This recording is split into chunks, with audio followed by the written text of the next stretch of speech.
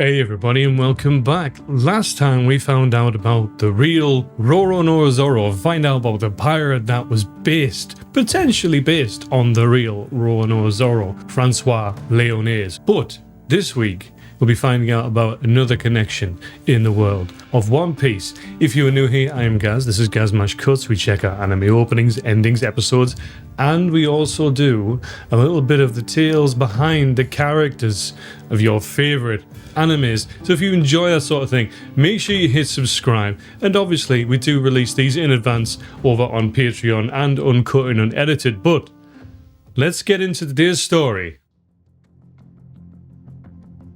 In the world of One Piece, there's a pirate Capone gang, Bege, a cigar-chomping, cold-blooded tactician with an army hidden inside his own body. Bege, mafia don turned pirate, the captain of the Fire Tank Pirates. He's got the suit, the swagger, the ruthless reputation, but did you know he's directly based upon Al Capone, one of history's most infamous gangsters? Al Capone ruled the streets of Chicago in the 1920s, running the city like his own empire, bootlegging, bribery, murder. He did it all. And just like that Bege, he was just a thug. He was calculated, he was dangerous and always in control. And in One Piece, that real life inspiration runs deep. Bege's mafia style crew, his strategic mind, and his willingness to execute rivals without hesitation all reflect the real Al Capone. What happens when a man decides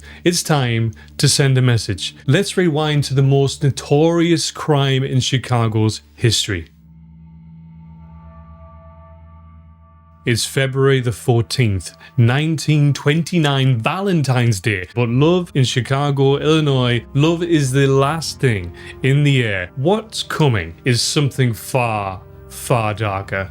At this time, the city is lawless, controlled by two rival gangs, fighting a brutal, bloody war. On one side, the Chicago outfit, led by Al Capone, a ruthless, calculated gangster. On the other, the North Side gang, run by Bugs Moran, just as dangerous, just as hungry for control. These two men, they hate each other. Moran has been messing with Capone's shipments, stealing his booze, threatening his men, and worst of all, he tried to assassinate one of Al Capone's top enforcers, and that was the last straw. So, far away in Florida, soaking in the sun, Capone calmly gives the order. The message he's about to send, no one, not a single soul, is going to forget.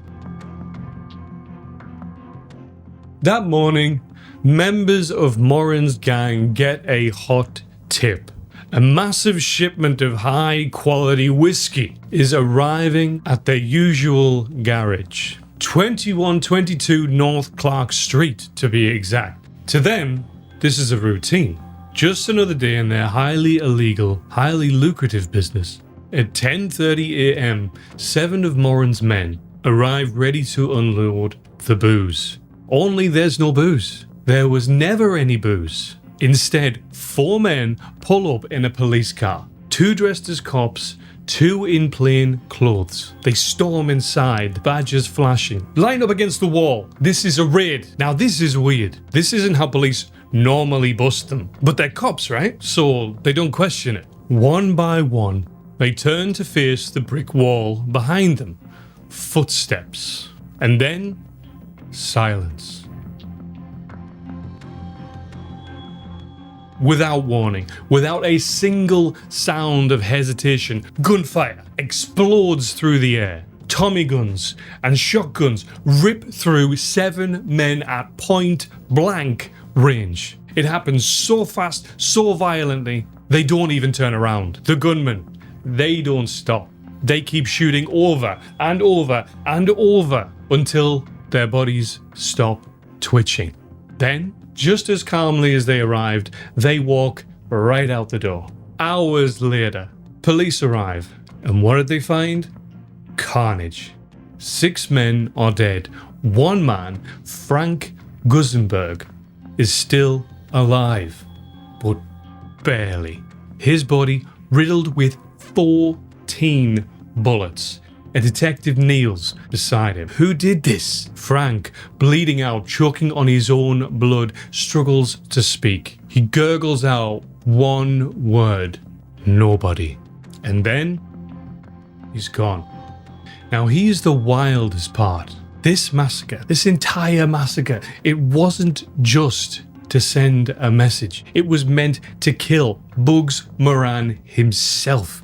But by pure dumb luck, Moran was late. Just minutes before the attack, he was walking toward the garage, but then he saw the police car outside. He turns around. Had he arrived seconds later, he would have been lined up against that wall and executed.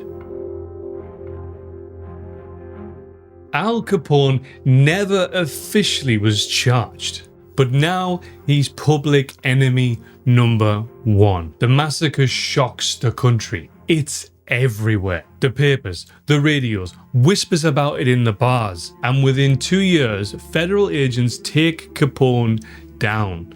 Not for the murder, not for racketeering, but for tax evasion. And that is the chilling tale of the St. Valentine's Day Massacre.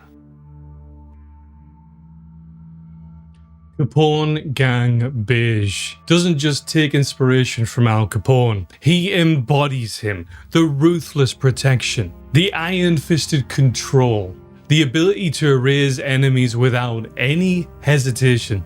And One Piece reflects that legacy in the most fitting way. Just like Capone ruled Chicago with an empire built on blood and strategy, Bege commands his fleet like the mafia kingpin, his castle-like body symbolizing his empire, his men hidden inside waiting to be unleashed, just like Capone's enforcers lying in waiting.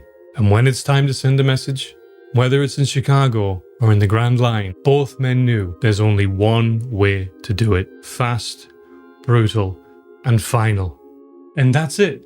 The second episode in this brand new series here on Gazmash Cuts, where we uncover the real life figures that potentially inspired your favorite heroes and villains. If you've got a favorite villain or a favorite hero that you'd like us to explore, drop your suggestions down in the comments. I'm always on the lookout for the best connections to bring to you, to dive into that historical and bring you that in this way. And if you enjoyed this deep dive, make sure you do one thing, and that's hit that subscribe button for me, so you never miss out on the next story or the next opening or the next anime reaction. And much love from me, and I'll see you in the next one.